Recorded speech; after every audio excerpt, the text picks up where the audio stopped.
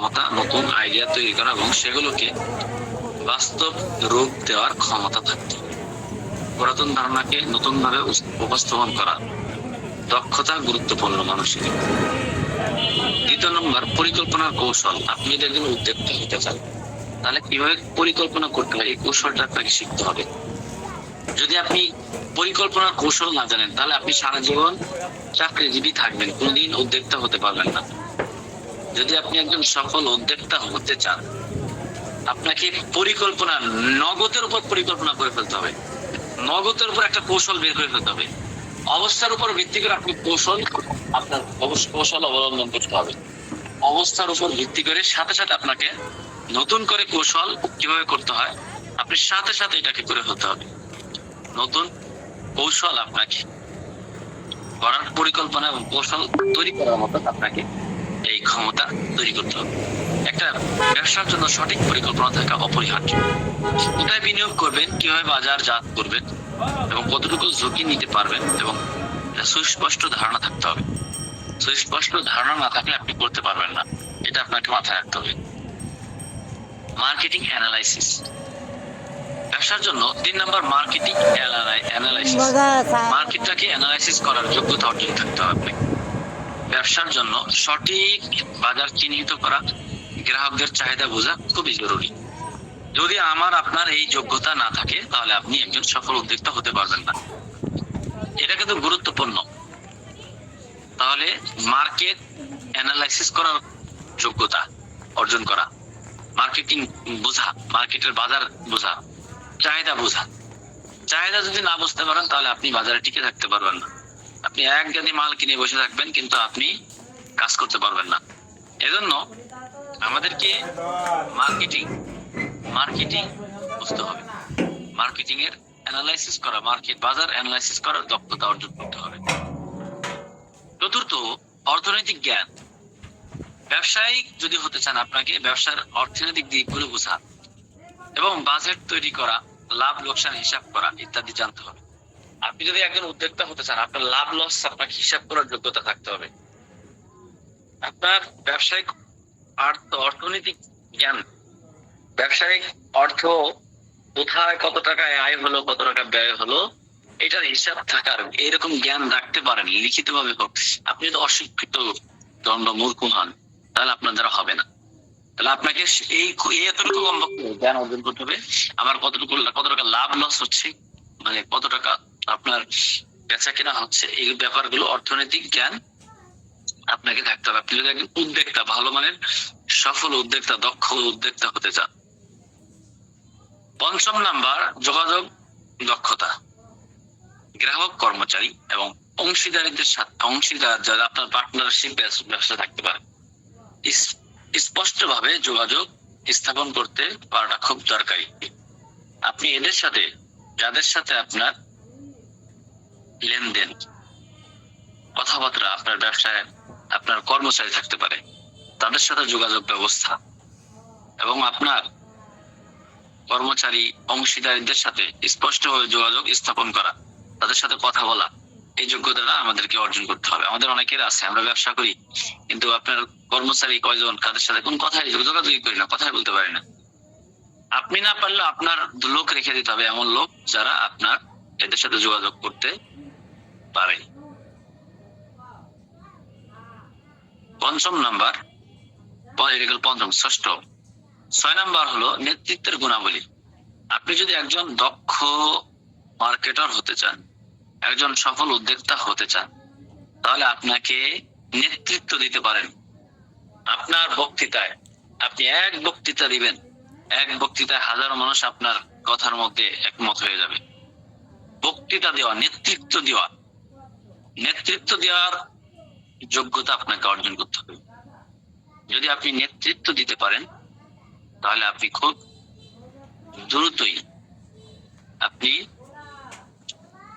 দ্রুতই নেতৃত্ব দিতে পারলে আপনার নেতৃত্ব দেওয়ার মতন যোগ্যতা অর্জন থাকতে হবে, তাহলে একজন মার্কেটার হতে পারবে। নেতৃত্ব গুণাবলী, একটি দলকে পরিচালনা করার জন্য নেতৃত্ব দেওয়ার ক্ষমতা থাকতে হবে। একটা কোম্পানিকে নেতৃত্ব দেওয়ার ক্ষমতা থাকতে হবে। একটা দেশকে পরিচালনা করার ক্ষমতা, নেতৃত্ব দেওয়ার ক্ষমতা আপনাকে থাকতে হবে। তাহলে আপনি একজন কমপক্ষে একটা দলকে কমপক্ষে নেতৃত্ব দিয়ে আপনি সেটাকে ঠিক রাখতে পারবেন, এরকম ক্ষমতা থাকতে হবে। 7 নাম্বার, ঝুঁকি নেবার মানসিকতা। নতুন কিছু শুরু করতে গেলে ঝুঁকি নিতে হয়, তাই ঝুঁকি নেবার সাহস থাকা চাই। ঝুঁকি নিতে আমাদের সেই সাহস থাকতে হবে, ঝুঁকি নেওয়ার মানসিকতা থাকতে হবে। নতুন কিছু শুরু করতে গেলে ঝুঁকি নিতে হয়, তাই ঝুঁকি নেওয়ার সাহস থাকা চাই। আমাদের প্রত্যেকেরই ঝুঁকি নিতে হবে, ঝুঁকি নেওয়ার সাহসতা মানসিকতা থাকতে হবে। ঝুঁকি নেওয়ার মানসিকতা যদি থাকে তাহলে আমরা আমাদের দক্ষতা অর্জন করতে পারবো। তাই ঝুঁকি নেওয়ার মানসিকতা, নতুন কিছু শুরু করতে গেলে ঝুঁকি নিতে হয়, তাই ঝুঁকি নেওয়ার সাহস থাকতে হবে। আপনি যদি উদ্যোক্তা হতে চান তাহলে আপনাকে ঝুঁকি নেওয়ার সাহস থাকতে হবে আপনার। 8 নাম্বার, অধ্যয়ন, নতুন কিছু শেখার আগ্রহ এবং ব্যবসার খুঁটিনাটি সবকিছু বিষয় জানার আগ্রহ থাকতে হবে, শেখার আগ্রহ থাকতে হবে। যদি আপনার শেখার আগ্রহ না থাকে তাহলে আপনি দক্ষতা অর্জন করতে পারবেন না, সফলতা অর্জন করতে পারবেন না। আপনাকে শিখতে হবে প্রচুর জিনিস। দেখেন, একজন শিক্ষিত মানুষ আর একজন অশিক্ষিত মানুষের মধ্যে পার্থক্য শুনবেন। একজন শিক্ষিত মানুষের দক্ষতা, শিক্ষিত মানুষের সম্মান কত। একজন শিক্ষিত মানুষ, তাকে কোম্পানি কি করে, এসি রুমে বসায়, গাড়ি দিয়ে দেয়, এসে 1 ঘন্টা 2 ঘন্টা 5 ঘন্টা ডিউটি করে এসি রুমে দিয়ে চলে যায়, তার 2 লাখ 3 লাখ টাকা বেতন। আর একজন মজুরি শ্রমিক সারাদিন কাজ করে 10,000 15,000 20,000 টাকা বেতন, 10,000 টাকা বেতন সারাদিন কাজ করে। আর একজন শুধু 1-2 ঘন্টা 2 ঘন্টা কি করে, ঘুরে চলে যায়, তার বেতন কত। তো একজন শিক্ষিত আর অশিক্ষিতর মধ্যে পার্থক্য। একজন ডাক্তার, যার সাথে 2 মিনিট কথা বলার জন্য 1,000 টাকা ভিজিট দিয়ে কথা বলতে হয়, তার শিক্ষিত, তার দক্ষতার কারণে। আর একজন আপনার সাথে সারাদিন কথা বললে, সারাদিন আপনার বাড়িতে কাজ করলেও তো আপনি 1,000 টাকা দিবেন না, তার মানে 500 টাকা 600 টাকা দিবেন। তো এরকম দক্ষতা খুব গুরুত্বপূর্ণ জিনিস। আপনি যদি দক্ষতা অর্জন করতে পারেন, আপনাকে শিখতে হবে, নতুন কিছু শিখতে হবে, খুঁটিনাটি সব বিষয়ে দক্ষতা অর্জন করতে হবে, আগ্রহ থাকতে হবে। একজন মার্কেটারের আরো কিছু গুণ অর্জন করা উচিত, তার মধ্যে প্রযুক্তির জ্ঞান। বর্তমান ডিজিটাল যুগে ব্যবসার জন্য প্রযুক্তি ব্যবহার করা একটা গুরুত্বপূর্ণ বিষয়। অনলাইন মার্কেটিং, সামাজিক যোগাযোগ মাধ্যমে এবং অন্যান্য প্রযুক্তির দক্ষতা প্রয়োজন। এজন্য আমাদেরকে প্রযুক্তির জ্ঞান অর্জন করতে হবে। প্রযুক্তির জ্ঞান ছাড়া আপনি একজন সফল ডিজিটাল মার্কেটার, একজন উদ্যোক্তা হতে পারবেন না। এজন্য আমাদেরকে প্রযুক্তির জ্ঞান অর্জন করতে হবে। আইন ও বিধি সম্পর্কে ধারণা। ব্যবসার জন্য প্রয়োজনীয় লাইসেন্স এবং অন্যান্য আইন বিষয় সম্পর্কে ধারণা রাখতে হবে। আপনি যদি আপনার কোন আইনে আপনাকে আটকাইতে পারে, কোন আইন, সব আইন ব্যাপারে আপনাকে ধারণা রাখতে হবে। আইন বিষয়ে আপনার মোটামুটি কিছু হলেও ধারণা রাখতে হবে। 11 নাম্বার, ধৈর্য।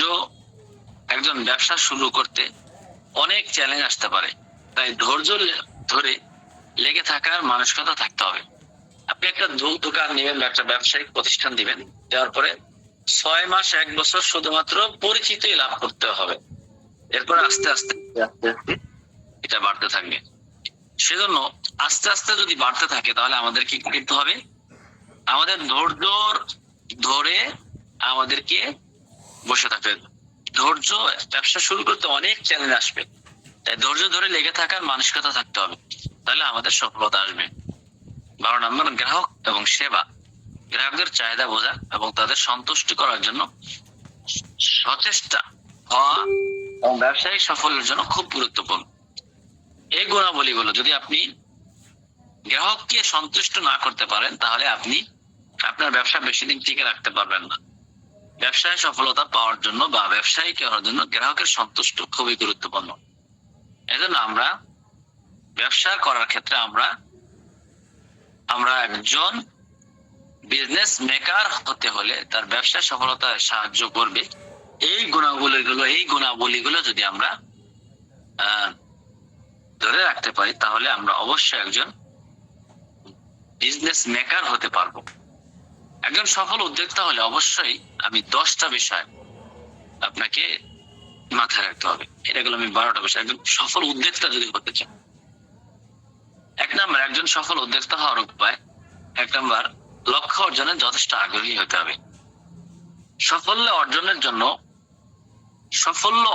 জন্য যদি তীব্র পরিমাণ উৎসাহ উদ্দীপনা কাজ না করে, তবে সেই কাজ যথাসময়ে সঠিকভাবে সম্পন্ন হবে না।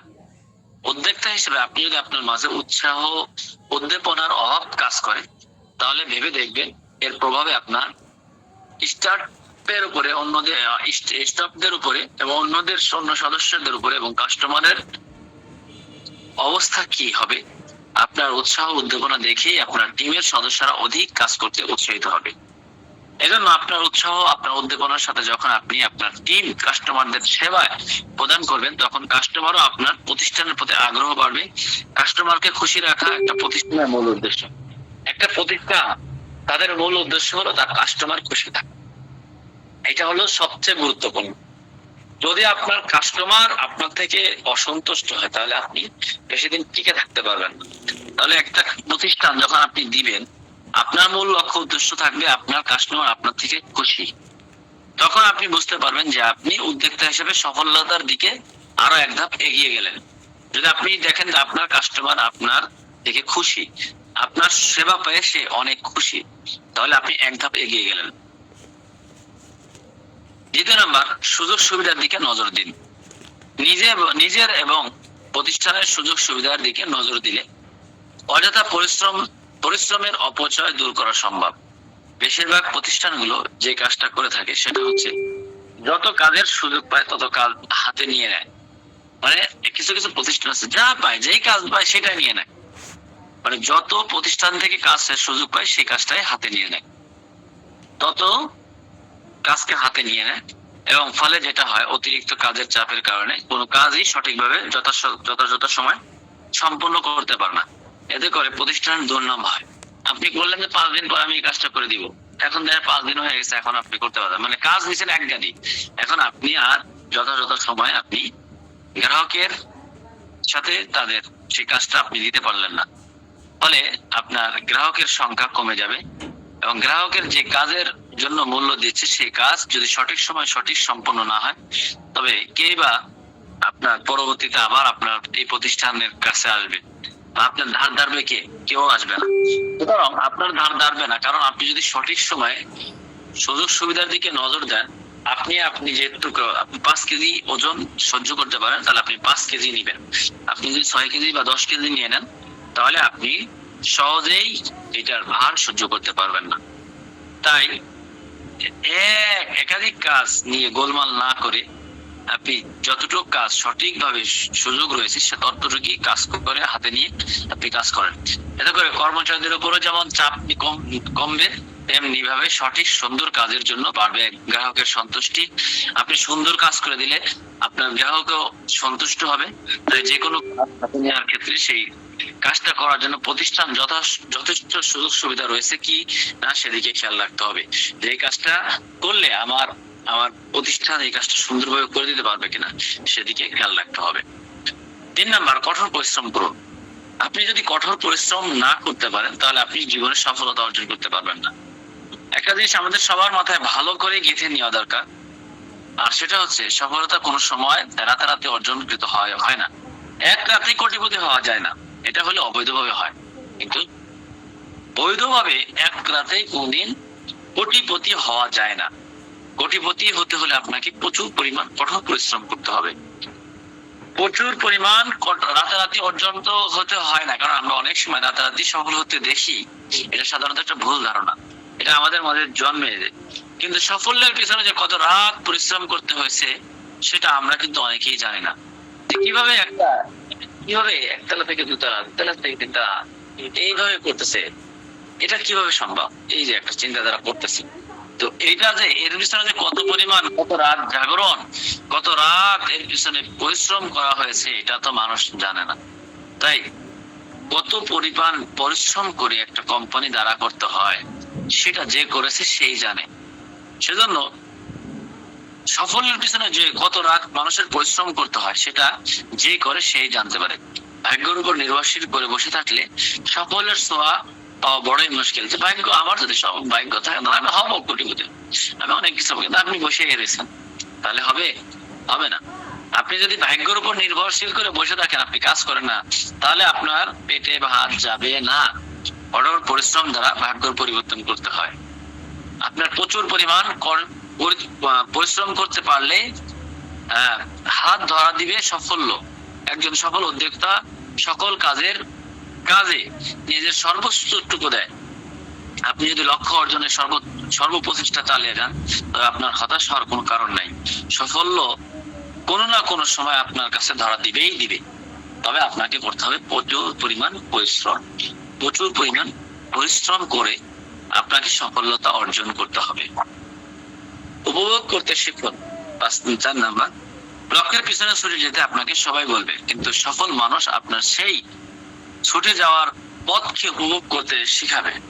তারা আপনাকে শিখাবে চূড়ান্ত সাফল্যের পথ, প্রতিটি অর্জনকে উদযাপন করতে। জীবনের অধিকাংশ মূল্যবান সময় লক্ষ্যের পিছনে ছুটতে গিয়ে সেই সময়টা যদি উপভোগ করতে না পারেন, তবে কি লাভ সেই লক্ষ্য অর্জন করে? লক্ষ্য অর্জনের পথটা যদি উপভোগ করতে হয়, তাহলে আপনি এবং আপনার টিম কাজ সম্পন্ন করতে পারবেন এবং প্রচন্ড উৎসাহিত উদ্দীপনা নিয়ে এর ফলে লক্ষ্য পৌঁছাতে পারবেন কিংবা না পারেন। কোনো কাজ করা নিয়ে আপনার কিংবা আপনার টিমের মাঝে কোনো ধরনের হতাশা কাজ করবে না, কারণ আপনি সর্বোচ্চ চেষ্টা করেছেন, আপনি উপভোগ করেছেন।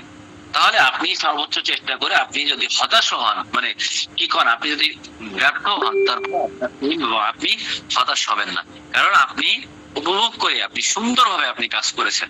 এজন্য আমাদেরকে উপভোগ করতে শিখতে হবে। নিজের উপর নিজের বিশ্বাস স্থাপন করুন। বাস্তব জীবনে অনেক কিছু কাজ করতে কাজে কলমে বা যুক্তিতে মিলবে না। আপনি কোনো কাজ করতে বিভিন্ন সময় যুক্তিতে কাজে কলমে মিলবে না। কাগজ কলমের হিসাব অনেক সময় আমাদের ভুল নির্দেশনা দেয়। এই হিসাবগুলো যদি আমাদের কল্পনার সাথে মিলাতে যাই, তাহলে আমাদের মনে হয় এটাই বুঝি একমাত্র সমাধান, কিন্তু আসলে তা নয়। সাফল্যর আরো অনেক রাস্তা রয়েছে। সেই রাস্তাগুলো খুঁজে পেতে হয় নিজের বিচার বিবেচনা দ্বারা। তাই কোনো সিদ্ধান্ত নেওয়ার পূর্বে নিজের বিবেককে প্রশ্ন করবেন। যদি আপনার নিজেকে সম্পূর্ণরূপে বিশ্বাস করেন, তাহলে আপনার বিবেক আপনাকে ভুল নির্দেশনা দিবে না। আপনি যদি আপনার নিজের উপরে আত্মবিশ্বাস রাখেন, তাহলে আপনার এই আত্মবিশ্বাসটাকে কখনোই আপনাকে ভুল দিক নির্দেশনা দিবে না। আপনার আত্মবিশ্বাস আপনাকে সঠিক রাস্তায় নিয়ে যাবে। যদি 100% মানে কন্টিনিউ নিজের মধ্যে এটা ঢুকাইতে পারেন যে অবশ্যই আমার আত্মবিশ্বাস আছে, এবং এই আত্মবিশ্বাস আপনাকে সঠিক দিক নির্দেশনা দিবে। তাই সঠিক দিক আপনার কখনোই আপনার ভুল দিক নির্দেশনা আপনাকে দিবে না। নিজেকে সম্পূর্ণ বিশ্বাস না করলে আপনার সিদ্ধান্তগুলো যথাযথ হবে না। এজন্য আমাদেরকে কি করতে হবে? আমাদের বিশ্বাসগুলো আমাদের নিজের উপর বিশ্বাস স্থাপন করতে হবে। অনেক সময় আমরা নিজের উপর বিশ্বাস স্থাপন করতে পারি না, কারণ আমি মিথ্যা কথা বলি। মিথ্যা কথা বললে আপনার নিজের উপর নিজে বিশ্বাস রাখতে পারবেন না, কারণ আপনি জানেন আমি একটা মিথ্যুক, আমি একটা চিটার লোক, আমি একটা বাটপার লোক, আমি একটা চিটার লোক। কারণ আপনি মনে করেন বলছে আজকে থেকে কাজটা শুরু করুন। যদি আপনি আজকে থেকে কাজটা শুরু করতে পারেন, তাহলে আপনার উপর আত্মবিশ্বাস হবে। আর যদি আপনার প্রতি আত্মবিশ্বাস না থাকে, আপনি বলছেন যে আজকে থেকে এই কাজটা শুরু করবো, কিন্তু আজকে থেকে কাজটা শুরু করতে পারলেন না, তাহলে আপনার নিজের উপর নিজের বিশ্বাস হারিয়ে ফেলবেন। মনে করলেন আপনি একজন বেনামাজি, আপনি বললেন আমি আজকে থেকে ফজর থেকে নামাজ পড়া শুরু করবো। এই নিয়মে যদি আপনি বলার পরে আজকে ফজর থেকে আপনি নামাজ পড়া শুরু করলেন, তাহলে আপনার উপর আত্মবিশ্বাস তৈরি হয়ে যাবে। কিন্তু আপনি যদি আজকে থেকে ফজরের নামাজ পড়লেন না, বললেন যে পড়বো কিন্তু পড়লেন না, তাহলে আপনার উপর আপনার আত্মবিশ্বাস হারিয়ে যাবে। এজন্য নিজের উপর আত্মবিশ্বাস রাখতে হবে, এটা আমাদেরকে মাথায় রাখতে হবে। 6 নাম্বার, নমনীয় হন, তবে লক্ষ্য অর্জনে অটল থাকুন। প্রত্যেক উদ্যোক্তাকে সবসময় চটপট থাকতে হবে, নতুন তথ্যের সাথে তাল মিলিয়ে চলতে হবে, সেই অনুযায়ী পরিবর্তন আনতে হয়। আবার সেই সাথে প্রতিষ্ঠানের লক্ষ্য অর্জন থাকতে হয় সদা অটল। এখানে বিবেককে কাজে লাগিয়ে প্রতিষ্ঠানকে কোনো পরিবর্তন কিভাবে আনলে লাভজনক হবে, আবার কোন কোন পরিবর্তন আনলে প্রতিষ্ঠান ক্ষতির সম্মুখীন হতে পারে, সেই জন্য বিবেকের কাছে প্রশ্ন করতে হবে। যদি আপনি দৃঢ় চিত্তে বিশ্বাস করেন যে পরিবর্তন আনা উচিত, তাহলে অবশ্যই করবেন। অন্যথায় আপনি যদি আপনার প্রতিষ্ঠান হতে পারে ক্ষতির সম্মুখীন হতে পারে, অর্থাৎ যে বিষয়গুলো নমনীয় হলে বাড়বে আপনার লক্ষ্য অর্জনের সম্ভাবনা, সেখানে সেই বিষয়গুলোকে চিনতে পেরে নমনীয় হতে পারবেন। সেজন্য আমাদেরকে এই ব্যাপারটা সবচেয়ে গুরুত্ব দিতে হবে। এরপরে টিমের উপর নির্ভর করতে শিখুন। আপনি যাদেরকে নিয়ে কাজ করেন তাদেরকে একটা বিশ্বাস অর্জন করতে হবে, তাদের উপর বিশ্বাস করতে হবে যে না, তারা আমার ভালোই চায়, তারা কখনোই আমার খারাপ চায় না। এই আপনার যে টিম আছে, এই টিমের উপর আপনাকে নির্ভরশীল হতে হবে। এটা একজন মানুষের পক্ষে সকল বিষয়ে পারদর্শী হওয়া সম্ভব না। যে বিষয়ে কাজটা করতে পারে তাকে সেই বিষয়ে কাজটা দেওয়া দরকার। সেই বিষয়ে দক্ষ অন্য একজন মানুষের সাহায্য প্রয়োজন। যদি আপনি যে বিষয়ে জানেন না, তাহলে আপনাকে অবশ্যই আরেকজন ওই বিষয়টাকে, যে বিষয়ে জানে সেই বিষয়কে তার সাহায্যের প্রয়োজন হয়। উদ্যোক্তারা সাধারণত এটা আত্মবিশ্বাসী হয় যে তারা বিশ্বাস করতে চায় না যে কোনো কাজ তাদের দ্বারা সম্ভব না। এটা ভুল ধারণা। এই ধারণা আমাদেরকে দূর করতে হবে। না, সবকিছু আমার দ্বারা সম্ভব না, সবকিছু আমি করতে পারবো না। তো যে ব্যাপারে দক্ষতা অর্জন করে তাকে ওই ব্যাপারে তাদেরকে কি করা দিতে হবে। উদ্যোক্তা হিসাবে সফল হতে হলে যত সম্ভব দ্রুত সম্ভব বেরিয়ে আসতে হবে এই ভুল ধারণা থেকে। প্রথমে আমাদেরকে যেটা করতে হবে সেটা হচ্ছে নিজের দক্ষতা এবং সমর্থ সম্পর্কে পরিষ্কার ধারণা করতে হবে যে আমার কি কি বিষয়ে দক্ষতা আছে, আমি সেই বিষয়ে কাজ করব। আমার কি কি বিষয়ে দক্ষতা নাই, সেই বিষয়ে আমি অন্য সাহায্য নিব। তারপর যেসব বিষয়ে আপনার অন্যান্য দক্ষ মানুষের সাহায্য লাগবে সেই বিষয়গুলো খুঁজে বের করতে হবে। তারপর খুঁজে বের করতে হবে সেই বিষয়গুলোকে দক্ষ কিছু মানুষ নিয়োগ দিতে হবে। নিজের মতো মানুষ খুঁজে পাওয়া সহজ, কিন্তু নিজের চেয়ে ব্যতিক্রম মানুষ দ্বারা করা যাবে কিনা ভিন্ন বিষয়ে দক্ষ বা তাদের খুঁজে পাওয়া বেশ কঠিন কাজ। এটা কিন্তু কঠিন। এই কঠিন কাজটাকে যদি আপনি সঠিকভাবে সম্পন্ন করতে পারেন, তবে আপনার আরো এক ধাপ এগিয়ে যাবেন। উদ্যোক্তা হিসাবে সফল হওয়ার দিক দিয়ে আপনি আপনার মতন লোক আর অনেক পাবেন, কিন্তু আপনার থেকে এই বিষয়ে দক্ষতা ভালো অভিজ্ঞতা ব্যক্তিকে পাওয়া খুব কঠিন। এভাবে আমাদেরকে সর্বোচ্চ দেখতে হবে। বাস্তবায়ন নিশ্চিত করুন। আপনি যদি সাধারণ কেউ হয়ে থাকেন, তাহলে আপনি এখন যে কাজটা করার কথা ভাবছেন সেই কাজটার আইডিয়া স্বাভাবিকভাবেই আরো অনেকের মাথায় আসার কথা। বাস্তবায়ন নিশ্চিত করতে হবে। বাস্তবায়ন মানে আমি এই কাজটা করবো, এটা নিশ্চিত করতে হবে।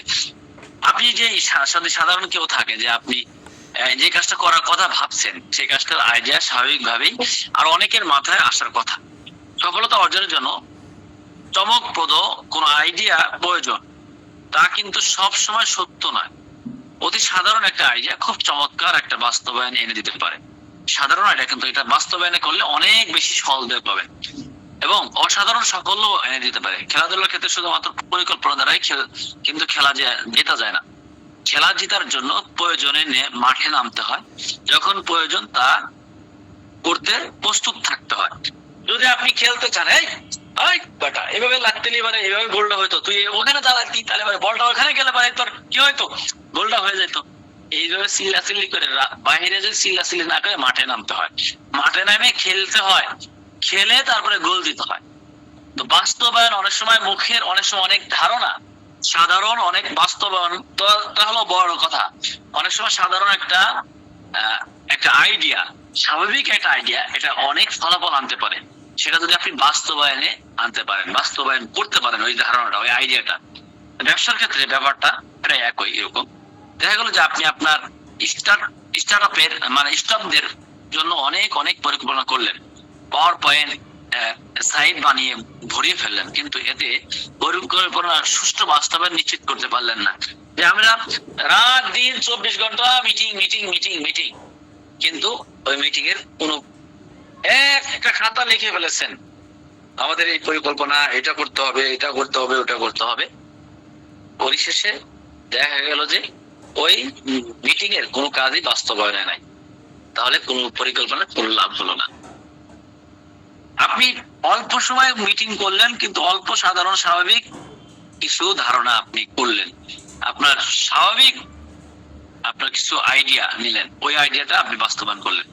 এটা আপনার সফলতা আসার একটা বড় মাধ্যম। তাই আমরা ব্যবসার ক্ষেত্রে ব্যাপারটা এরকম তো এজন্য কি করবেন, কি লাভ হলো, এত কিছুর দরকার নাই। আপনি পরিকল্পনা কোনো সুষ্ঠু বাস্তবায়ন নিশ্চিত যদি না করতে পারেন, তাহলে কি লাভ হলো, কি এত কিছু কি করবেন, এত পরিকল্পনা দিয়ে কি করবেন? অথবা দেখা গেল যে পরিকল্পনা করতে গিয়ে অনেক বেশি সময় ব্যয় করে ফেললেন, 3 মাস শুধু পরিকল্পনাই করতেছেন, 3 মাস ধরে আপনারা ব্যবসা করবেন বা 6 মাস ধরে খালি পরিকল্পনাই করতেছেন, কিন্তু বাস্তবায়নে নামতেছেন না। পরিকল্পনা ব্যবসা করব, এই প্রায় 10-15 দিন 10-15 দিন হয়ে গেছে আমাদের ক্লাস চলতেছে, আমার পরিকল্পনা চলতেছে, শুধু আমি ব্যবসা নামবো, শুরু করব বলতেছে, আমরা আসলে আমাদের একটা ব্যবসা করা দরকার, এই যে পরিকল্পনা করতেছে, কিন্তু আপনি এখনো শুরু করতে পারতেছেন না, তাহলে আপনার এই পরিকল্পনা বৃথা। আপনাকে পরিকল্পনা করতে হবে, সাথে সাথে কাজে নামতে হবে। বাস্তবায়নের জন্য আপনাকে নেমে যেতে হবে। বেশি সময় ব্যয় করে ফেললেন, ফলে বাস্তবায়নের জন্য পেলেন খুবই স্বল্প সময়। বাস্তবায়ন করার সময় দেখা গেল আপনি আপনার ব্যবসার পরিবেশ যেরকম ভেবেছিলেন এখন আর সেরকম নেই। কারণ আপনি বাস্তবায়ন করতেন, মানে পরিকল্পনা করতেন 3 মাস ধরে, এখানে যদি আরো 3 মাস ধরে ব্যবসা করতেন, 3 মাসে আপনি কোটিপতি হয়ে যেতেন। তো এই 3 মাসে পরে দেখা গেছে এই জায়গার পরিস্থিতি খারাপ হয়ে গেছে। যখন পরিকল্পনা করছিলেন ওই সময় যদি বাস্তবায়ন করে শুরু করে দিতেন, তাহলে তখনই আপনার ব্যবসাটা জমজমাট হয়ে যেত। কিন্তু এখন আপনার পরে এর মধ্যে আরো অনেক মানুষ এটাকে নিয়ে পরিকল্পনা করে ফেলেছে, এটা নিয়ে তারা বাস্তবায়ন শুরু করে দিয়েছে। তো তখন দেখা যাবে যে আপনি তেমন বেশি ফল পাবেন না। এজন্য বাস্তবায়নের জন্য আপনি খুব সময় কম পাইলেন। বাস্তবায়ন করার সময় দেখা গেল আপনি আপনার ব্যবসার পরিবেশ যেরকম ভেবেছেন এখন আর সেরকম নাই, ফলে পূর্বের পরিকল্পনা খুব একটা কাজে আসবে না। পরিবর্তন আনতে হচ্ছে পরিকল্পনা, কিন্তু আপনি প্রথম পরিকল্পনাতে এত সময় ব্যয় করে ফেলেছেন যে নতুন পরিকল্পনা করার জন্য আপনার হাতে যথেষ্ট সময় নেই। এতে করে আপনার পুরো ব্যবসাটার বিশাল ক্ষতির সম্মুখীন হবেন।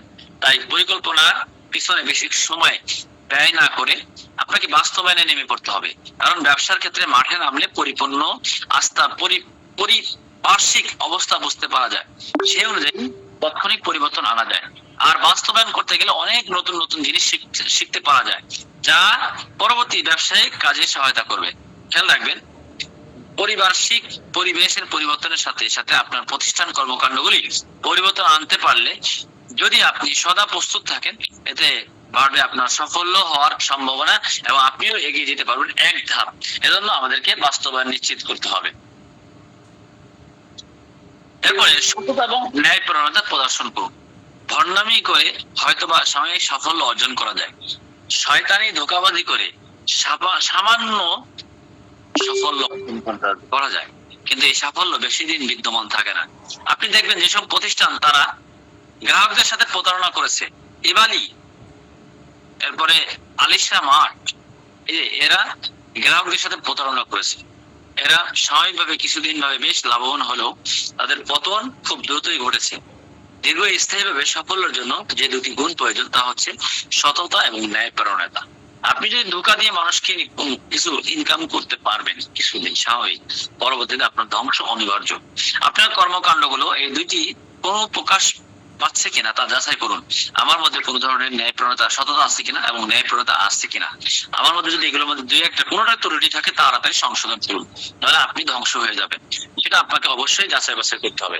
আপনার বিবেককে প্রশ্ন করার মাধ্যমে এই দুইটা গুণ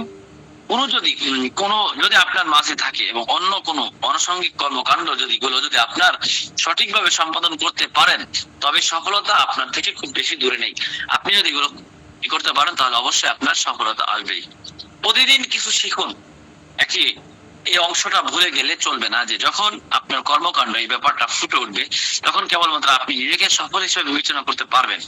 আপনি যখন সাফল্যের দ্বার প্রান্তে থাকবেন, তখন খেয়াল করে দেখবেন অনেক মানুষ আপনার এই সাফল্যের পিছনে অবদান রেখেছে। আমরা অনেক সময় আমাদের সফলতার পিছনে যাদের অবদান রয়েছে তাদের সবাইকে প্রতিদান দিতে পারি না, কারণ অধিকাংশ সময় তাদের সবাইকে আমরা চিনতে পারি না। তাদের অনেকেই নীরবে সংগোপনে আমাদের সাহায্য করে গিয়েছে। তাই তাদের এই অবদানের প্রতিদান হিসাবে যখন যাকে পারবেন তাকে সাহায্য করবেন। যখন আপনি সফল হবেন তখন সমাজের প্রতি আপনার একটি দায়বদ্ধতা সৃষ্টি হয়। এই দায়বদ্ধতা থেকে আপনি আপনার সাধ্যের মধ্যে মানুষকে যতটুকু সাহায্য করতে পারেন করবেন। তার মধ্যে আপনার প্রাকৃতিক সফলতা বিচার করা যাবে। এই 10টি কাজ সঠিকভাবে যে আপনি করতে পারেন, তাহলে আপনি হবেন একজন সফল উদ্যোক্তা। এই সফলতা আসলে কি, আপনি নিজের মধ্যে প্রশ্ন করবেন, আসলে কি আমার এর মধ্যে আসে কিনা। এত একজনের কাছে এক এক রকম, কোন সর্বজনীন পরিমাণ নেই। বিল গেটস যেমন তার চোখে সফল, তেমনি মাদার তেরেসাও নিজের চোখে সফল। তার আগে নিজেকে প্রশ্ন করবেন না, আপনার কাছে সফলতা মানে কি। আমার মতো আমার মতে বা আপনার মতে সফলতার মাপকাঠি কখনোই আপনার ব্যাংকের অ্যাকাউন্ট হওয়া উচিত না। আপনার মাপকাঠি হওয়া উচিত কতগুলো মানুষের জীবনে আপনি পরিবর্তন আনতে পেরেছেন। আপনার 1 কোটি টাকা আছে ব্যাংকে, এটা আপনার সফলতা না। সফলতা হলো যে আপনার মাধ্যমে কতজন মানুষ উপকৃত হয়েছে, কতজন মানুষের জীবনে পরিবর্তন আনতে পেরেছেন, তার সংখ্যা কত। আমাদের সফলতার অভিযানে এই মাপকাঠির প্রয়োগ করলে যেমন আমরা প্রাকৃতিক সাফল্য অর্জন করতে পারবো, তেমনি আমাদের পারিপার্শ্বিক পরিবেশটাকেও আমরা করতে পারবো আরো সুন্দর। সেজন্য আমাদেরকে এই জন্য মাথায় রাখতে হবে যে আমরা এই 10টা জিনিস যদি আমরা মাথায় রাখতে পারি, আমরা অবশ্যই সফলতা অর্জন করতে পারবো। কি কারণে সবাই উদ্যোক্তা হতে পারে না? উদ্যোক্তা হতে না পারার কিছু কারণ রয়েছে, যেমন সাহসের অভাব। আপনার যদি সাহস না থাকে, তাহলে আপনি সফল উদ্যোক্তা হতে পারবেন না। অনেকেই নতুন কিছু শুরু করার সাহস পায় না, আত্মবিশ্বাস কম, আর্থিক অসুবিধা কারণে উদ্যোক্তা হতে পারে না। উদ্যোক্তা হতে হলে কিছু ইনভেস্টের প্রয়োজন হয়, যা অনেকের কাছে সম্ভব নাও হতে পারে। বোধগম্যতা বা দক্ষতার অভাব। ব্যবসার জন্য প্রয়োজনীয় দক্ষতা এবং বাজার সম্পর্কে জ্ঞান না থাকলে সফল হওয়া কঠিন। ঝুঁকি নেওয়ার মানসিকতা। উদ্যোক্তা হওয়ার জন্য ঝুঁকি নিতে হবে, কিন্তু সবাই তা নিতে পারে না। পারিবারিক বা সামাজিক চাপ। অনেক সময় পারিবারিক বা সামাজিক প্রত্যাশার কারণে মানুষ উদ্যোক্তা হতে আগ্রহী হন না। পরিকল্পনার অভাব। উদ্যোক্তা হতে হলে একটি শক্তিশালী পরিকল্পনা দরকার, যা অনেকের কাছেই নাই। এসব কারণে কিছু মানুষ উদ্যোক্তা হতে পারে না, কিন্তু সঠিক প্রশিক্ষণ, মেন্টরশিপ এবং অভিজ্ঞতার মাধ্যমগুলো কাটিয়ে ওঠা সম্ভব। একজন উদ্যোক্তা হতে পারে। উদ্যোক্তা এবং ব্যবসায়ীদের মধ্যে পার্থক্য। উদ্যোক্তা এবং ব্যবসায়ীদের মধ্যে পার্থক্য, আমি এটা নিয়ে একদিন আলোচনা করব। উদ্যোক্তা এবং ব্যবসায়ীর মধ্যে পার্থক্য কি? একজন উদ্যোক্তা এবং একজন ব্যবসায়ীর মধ্যে পার্থক্য, অনেকগুলো পার্থক্য রয়েছে। এটা নিয়ে আমি আরেকদিন আলোচনা করব, আজকে আর এটা নিয়ে আলোচনা করছি না। আগামীকালকে প্রয়োজনে আলোচনা করব উদ্যোক্তা এবং ব্যবসায়ের মধ্যে পার্থক্য কি। এখন আসেন, আমাদের জীবনের সবচেয়ে একটা গুরুত্বপূর্ণ অংশ হলো আমাদের বাচ্চা। আমাদের বাচ্চাদের সবচেয়ে গুরুত্বপূর্ণ সময় হলো 1 থেকে 5 বছর পর্যন্ত। 1 থেকে 5 বছর পর্যন্ত বাচ্চাদের সবচেয়ে গুরুত্বপূর্ণ সময়। এই সময় যদি কোনো বাচ্চার প্রোটিনযুক্ত খাবার, ক্যালোরিযুক্ত খাবার, শর্করাযুক্ত খাবার, ভিটামিনযুক্ত খাবার, আয়রনযুক্ত খাবার না খাওয়াইতে পারেন, তাহলে বাচ্চার সবচেয়ে সমস্যা হবে মেধা দুর্বল থাকবে। দেখেন, বাচ্চা বড় হওয়ার পরে বাচ্চারা পড়ালেখা মনে রাখতে পারে না, কোনো কথা মনে থাকতে পারে না, কারণ বাচ্চার মেধা দুর্বলতা আছে। বাচ্চা পরিপূর্ণভাবে ব্রেন তৈরি হতে পারে নাই, বাচ্চাকে সঠিক পুষ্টি সমৃদ্ধ খাবার খাওয়ার নেই, যার কারণে বাচ্চার সঠিক ভাবে মেধা তৈরি হয়নি। যার কারণে বাচ্চা সবচেয়ে গুরুত্বপূর্ণ 5 বছর সময়, সবচেয়ে গুরুত্বপূর্ণ 1 থেকে 10 বছর। এই 1 থেকে 10 বছর পর্যন্ত বাচ্চাদের ব্রেন তৈরি হয়।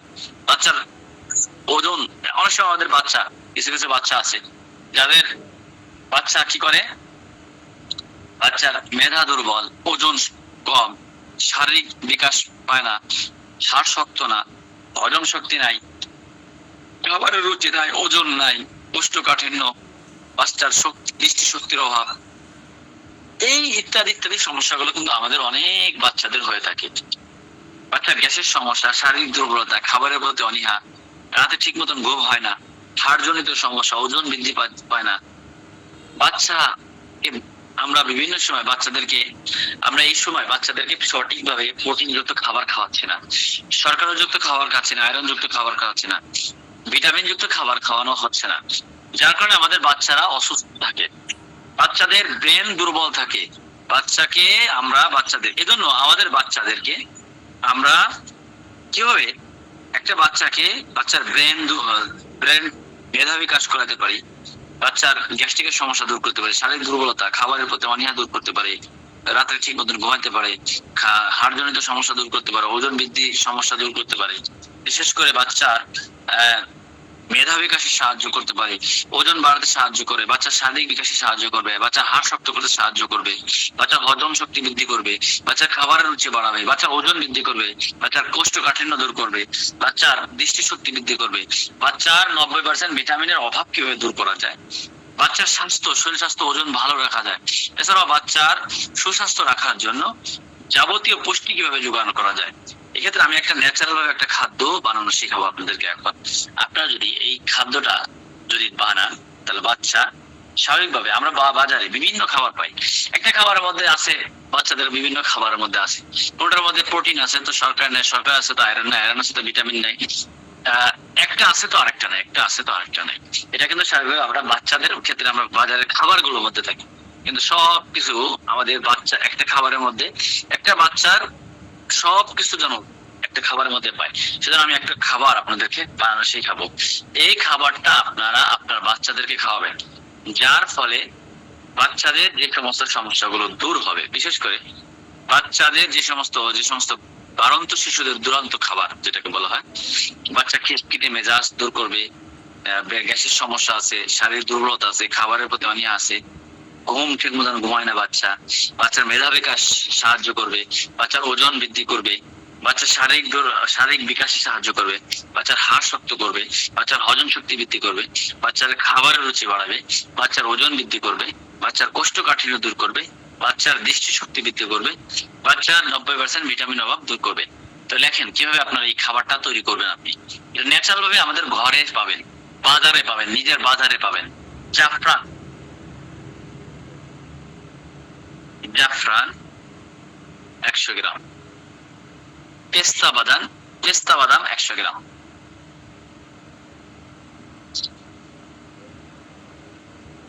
কাঠবাদাম 100 গ্রাম, খেজুর 100 গ্রাম,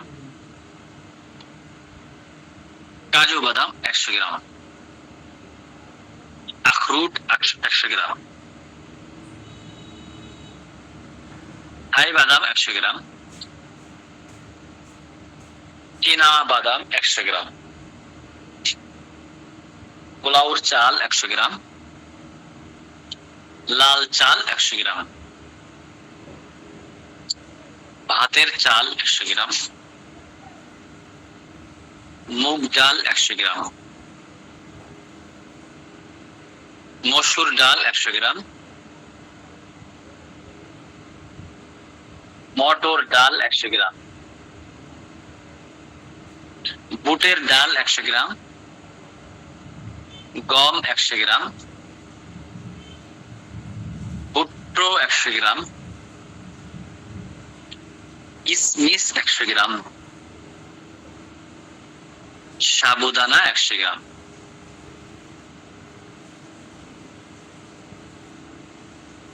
জাফরান, পেস্তা বাদাম, কাঠবাদাম, কাজু বাদাম, আখরোট, থাই বাদাম, চীনা বাদাম, পোলাওর চাল, লাল চাল, ভাতের ডাল, মুগ ডাল, মসুর ডাল, মটর ডাল, বুটের ডাল, গম, ভুট্টো, খেজুর, কিশমিশ, সাবুদানা। এই 20টা উপকরণকে আপনারা সবগুলোকে পাউডার করবেন। এইসব এটা সব ন্যাচারাল।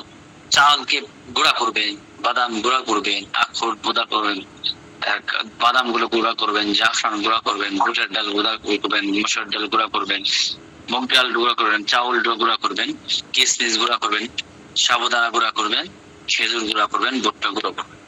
সবগুলো পাউডার করে একসাথে মিশাবেন। সবগুলো পাউডারকে একসাথে মিশানোর পরে এটা হলো হোমমেড ন্যাচারাল সেরেলাক্স বাচ্চাদের।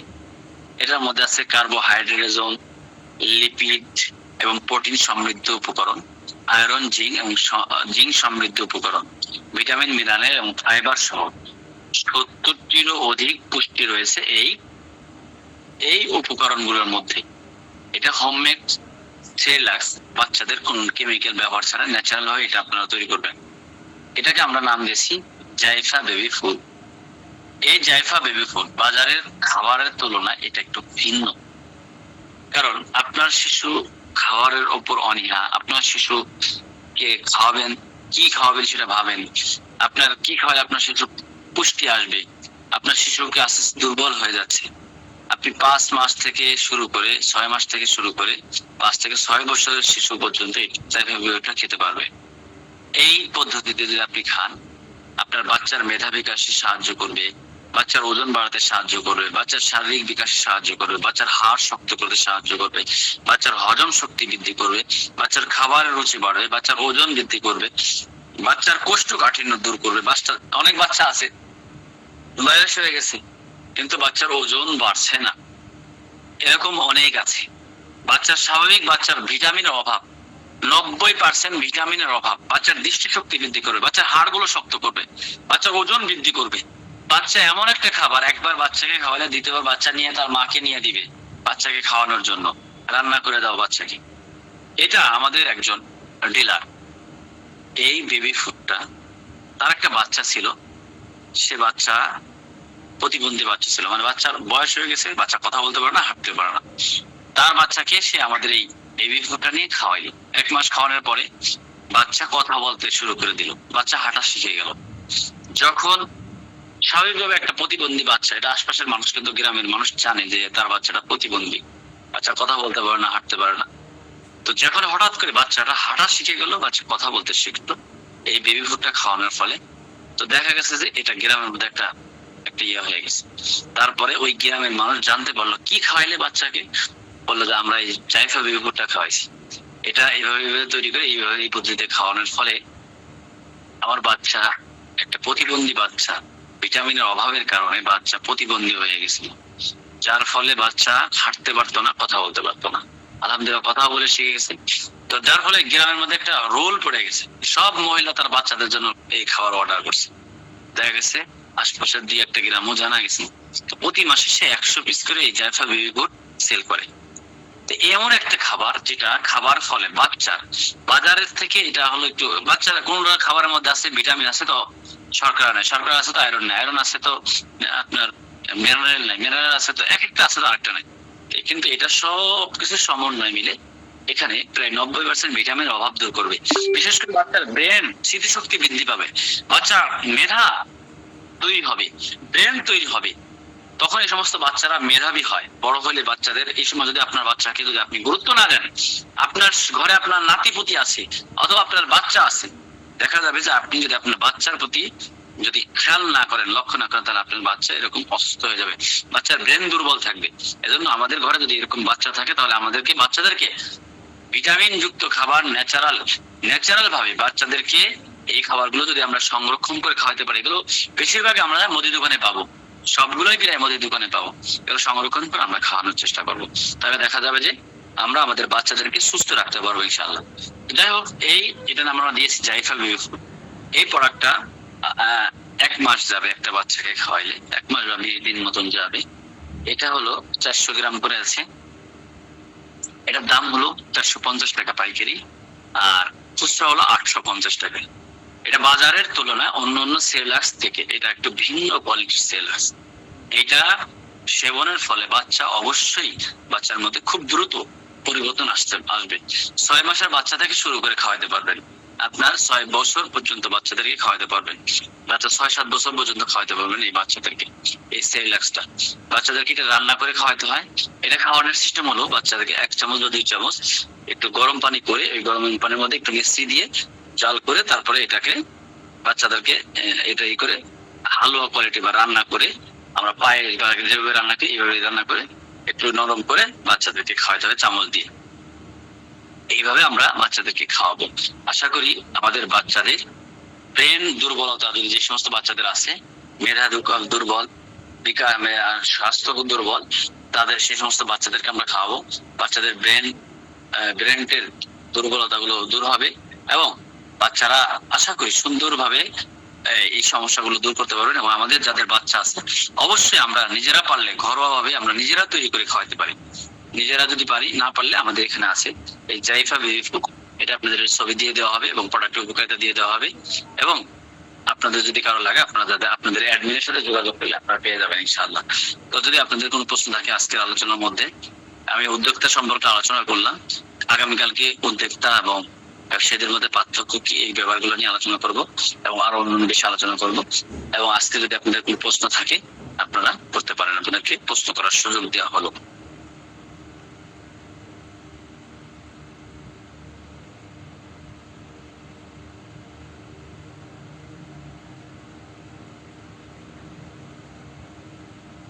এটা নষ্ট হবে না, 6 মাসের মধ্যে, খোলার পরে 1 মাসের মধ্যে নষ্ট হবে না।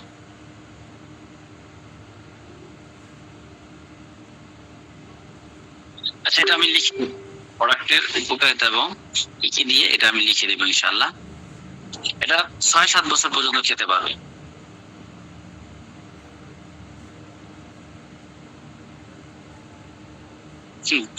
আশিক দিন থেকে কিভাবে বাঁচবো, হ্যাঁ এটা আলোচনা হবে ইনশাআল্লাহ।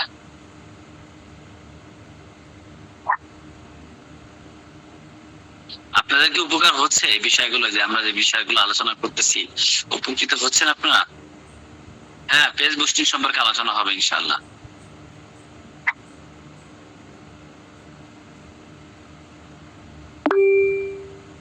বাড়ি বন্ধ করার ব্যাপারটা তো দেওয়া হয়েছে।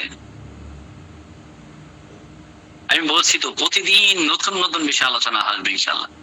প্রতিদিন নতুন নতুন বিষয় নিয়ে এক একদিন এক একটা নতুন বিষয় আলোচনা হবে, যেটা আমি মনে করি আপনাদের প্রত্যেকের জন্য। আপনারা ক্লাস মিস করবেন না, কোনোভাবেই ক্লাস মিস করবেন না।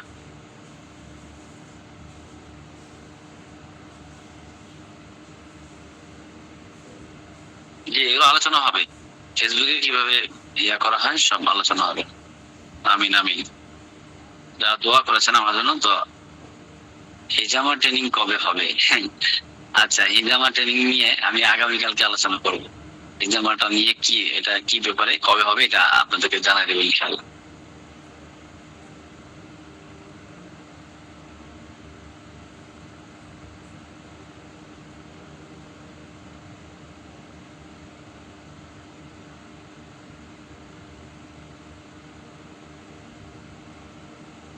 জি, ব্যবসায় টাকা ছাড়া ব্যবসা করা যায়, মেধা দিয়ে ব্যবসা করা যায়, এগুলো সব আলোচনা হবে ইনশাআল্লাহ।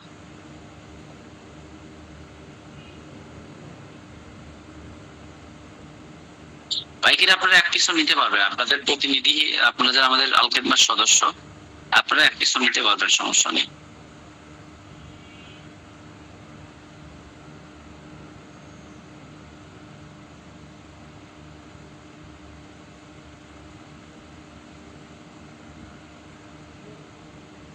ইকুয়ের সমস্যার জন্য আপনাদের আমি একটা পরামর্শ আছে, সাদা সিরাপ, অনিয়মিত মাসিক, এগুলোর জন্য আলোচনা আছে, সামনে আলোচনা হবে ইনশাআল্লাহ।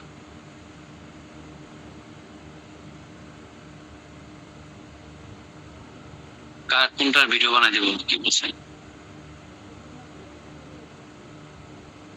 জ্বরের রুকিয়া সেন্টার চিকিৎসা নিলে ভালো হয়, সব ধরনের হোমিওপ্যাথিক এলোপ্যাথি চিকিৎসা করা শেষ।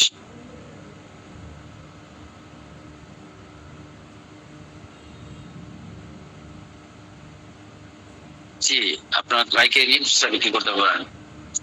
আপনারা আমাদের গ্রুপে অ্যাড আছেন, আপাতত আপনারা পাবেন ইনশাল্লাহ। আপনারা যেহেতু আমাদের আল খেদমার বিভিন্ন গ্রুপে অ্যাড আছেন, যেখান থেকে লিঙ্ক পান আপনারা, আপনারা ওখান থেকে যোগাযোগ করে আপনারা আপাতত নেবেন ইনশাল্লাহ, ঠিক আছে?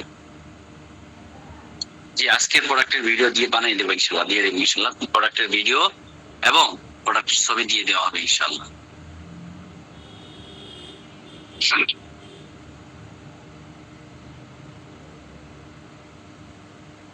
জি, আপনার জ্বর যার, ভাই আপনি রোকায়া করাইতে পারেন, দেখেন কোনো সমস্যা আছে কিনা, এ ব্যাপারে আপনার আলোচনা করা হবে ইনশাল্লাহ। আপনার ওই ব্যাপারে আলোচনা পাইলে ইনশাল্লাহ নিজের সমস্যা নিজেই সমাধান করতে পারবেন।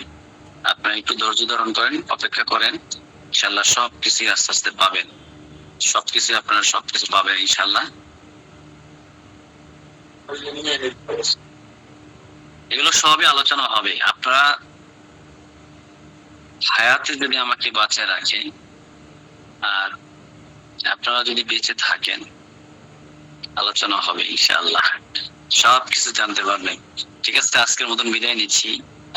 1 ঘন্টার উপরে আলোচনা হয়ে গেছে। সবাই ভালো থাকেন, সুস্থ থাকেন। আজকের মতন বিদায় নিচ্ছি। আসসালামু আলাইকুম ওয়া রাহমাতুল্লাহি ওয়া বারাকাতুহু। আবার দেখা হচ্ছে আগামী